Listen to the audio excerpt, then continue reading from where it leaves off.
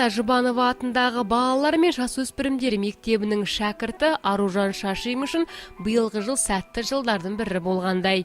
Өнерлі қыз жуырда республикалық өнер додасында топ жарып, жүлделі орынға ие болды. Мен музыкамен 8 жыл айналысамын.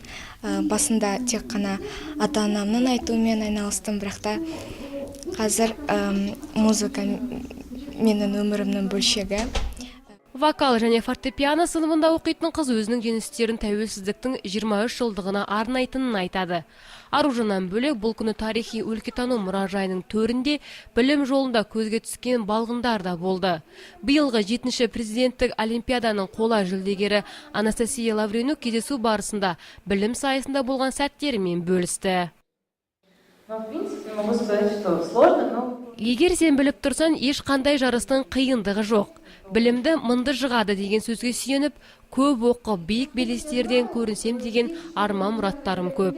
Тәуелсіздік мерекесіне орайластырған аталмыш кездесудің балалармен жиналғандар үшін маңызы зор болды.